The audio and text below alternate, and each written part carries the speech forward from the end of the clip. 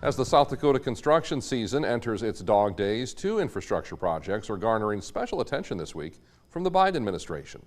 U.S. Transportation Secretary Pete Buttigieg making an appearance in the Mount Rushmore state this week. The Secretary making stops in Chamberlain and Salem, talking with local, state, and tribal leaders. Those stops providing a backdrop to highlight federal investments. The Secretary toured the Chamberlain Municipal Airport, which received one of the first ever federal grants for airport terminal projects. He also met with truckers and industry leaders in Salem to discuss in-truck parking and I-90 improvements. Those improvements aimed at strengthening safety for truck drivers and helping specifically with supply chain efficiency.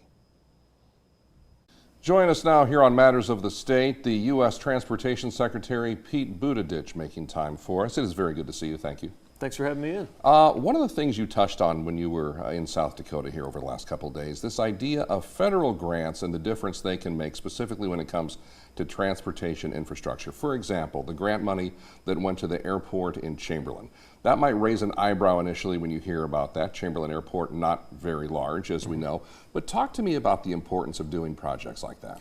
Yeah, I think sometimes there can be a perspective in Washington that you have to be talking about an airport with millions of passengers costing billions of dollars in order for it to deserve attention. But we view it as just the opposite. Often it will be in these smaller communities where an investment that might look small in Washington is making all the difference in the world.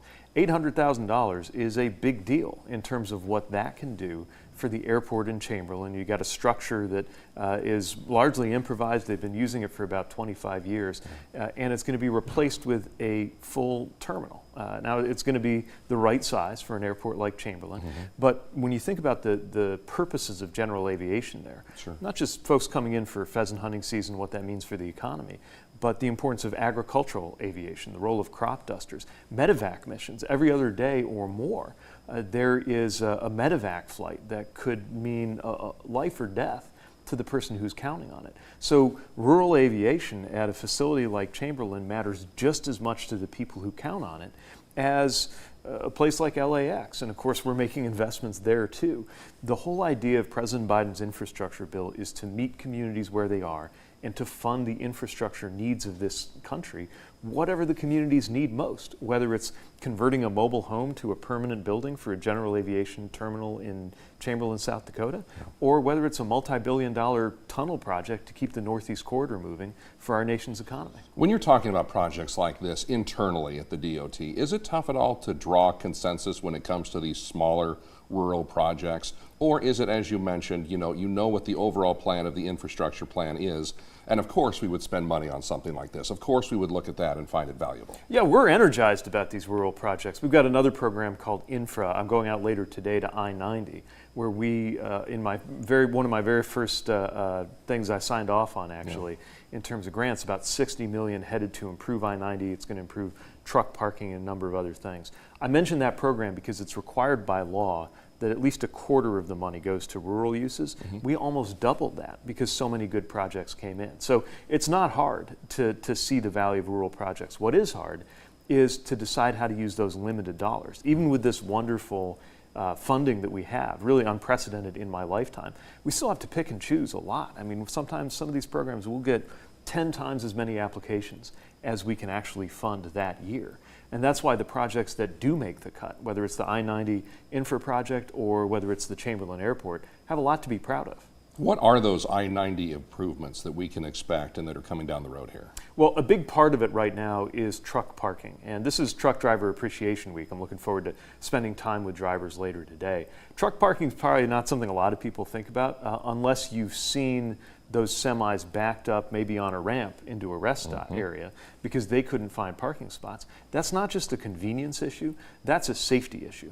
And at a time when we're trying to get more people into that career of trucking, which can be a great career, but drivers who have to face decisions about either parking and stopping their day an hour or two early so that they can comply with safety rules about fatigue, or have to park somewhere that they really shouldn't be parking and then maybe walk in an area that's not safe. It's just not the right message to be sending at the very moment when we're calling more people into that career. So as not just a show of support for truck drivers, but as an example of doing the smart thing for American supply chains, we're investing in those truck parking spaces, as well as a number of other improvements that stretch of I-90 has needed for a long time. Specific to South Dakota, Mr. Secretary, is there anything when you look at the state, are we lacking in any way, or are there transportation options that you wish we had? For example, I can't tell you how many people have said to me over the years, will Amtrak ever come through South Dakota? Will we ever get a train that connects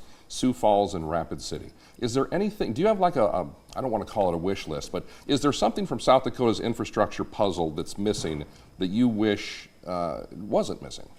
Well, we try not to impose a national vision of what the projects ought to be. We don't think the ideas are going to come out of Washington. It's that more of the funding should. The projects come to us, and then we support them as much as we can. Having said that, I do think there are areas where you might not think that they fit South Dakota, but they do more than you think. And one good example is transit. I saw buses just on the way here to the studio that I know people count on here in this community. People think of transit sometimes as a big city thing for places that have subways, but when we're talking about rural transit, dial-a-ride, the importance of access for paratransit, people with disabilities, seniors being able to get to where they're going. The transit doesn't have to be one size fits all. We want to make sure we're supporting those transportation options.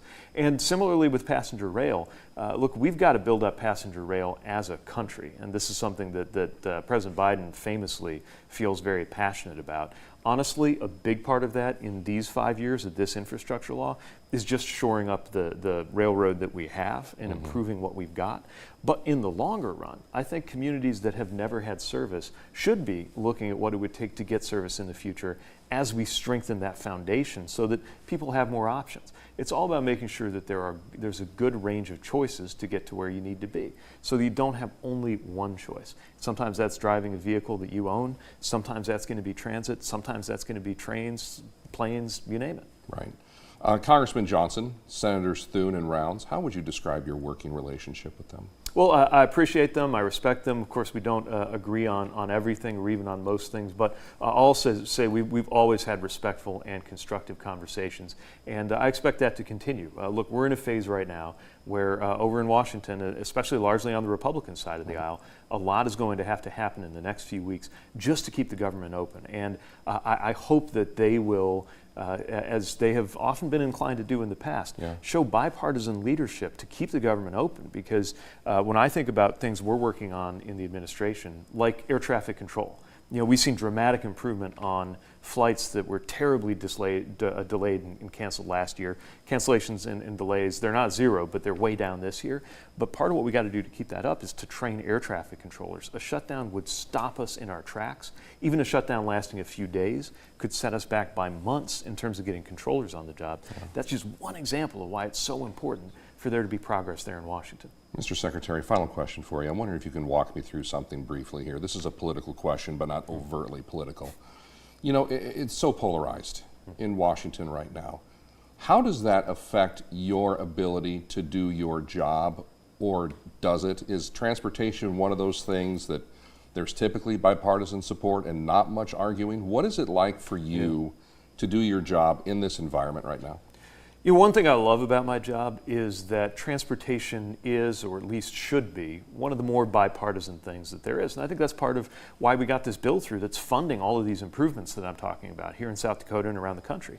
Not everybody, but quite a few Republicans cross the aisle to work with President Biden, work with us, work with Democrats to get it done, because you don't have to be a Democrat or Republican to know that Chamberlain needs a new airport terminal or that I-90 needs to be improved. So the roads and bridges, this is bread and butter stuff that we can, I think, form a lot of connections across party lines on. Now, having said that, we're not immune to that atmosphere, and I have seen it affect our ability to get our job done.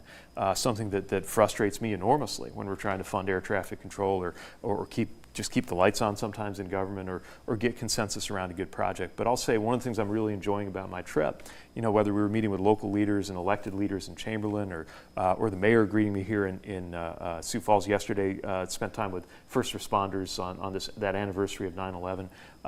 We weren't talking about Democrat, Republican. I'd have to go back and look it up, some of them, whether they were Democrat or Republican. The point was we care about transportation. These folks care about their communities. And I care about finding ways for our agency and our administration to be helpful. Pete Buttigieg is the U.S. Secretary of Transportation. We truly appreciate the time, sir. Thank you so much for coming in. Thanks for having me in. You bet. You're watching Matters of the State, and we will be back right after this.